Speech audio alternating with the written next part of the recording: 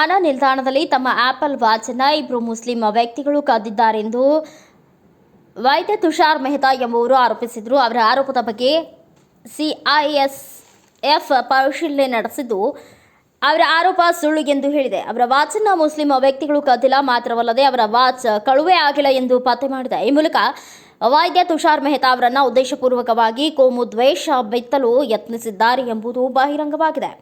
ವಿಮಾನ ನಿಲ್ದಾಣದಲ್ಲಿ ಸೊಹೇಬ್ ಮತ್ತು ಎಂಡಿ ಸಾಕಿಬ್ ಎಂದು ಗುರುತಿಸಲಾದ ಇಬ್ಬರು ಮುಸ್ಲಿಮರು ತಮ್ಮ ವಾಚನ್ನು ಕದ್ದಿದ್ದಾರೆ ಎಂದು ಆರೋಪಿಸಿ ಸಾಮಾಜಿಕ ಜಾಲತಾಣದಲ್ಲಿ ಎಕ್ಸ್ನಲ್ಲಿ ಪೋಸ್ಟ್ ಮಾಡಿದರು. ಮೆಹ್ತಾ ಅವರು ಮಾಡಿದ ಆರೋಪದ ಪೋಸ್ಟ್ ಭಾರಿ ವೈರಲ್ ಆಗಿತ್ತು. ಮಾಧ್ಯಮಗಳು ಸತ್ಯಾಸತ್ಯತೆಯನ್ನು ಪರಿಶೀಲಿಸದೆ ಆತನ ಪೋಸ್ಟ್ ಅನ್ನು ಇಟ್ಟುಕೊಂಡು ಮುಸ್ಲಿಮರ ವಿರುದ್ಧ ಪ್ರಚೋದನಕಾರಿ ದ್ವೇಷಪೂರಿತ ಸುದ್ದಿಗಳನ್ನು ಪ್ರಕಟಿಸಿದ್ದವು.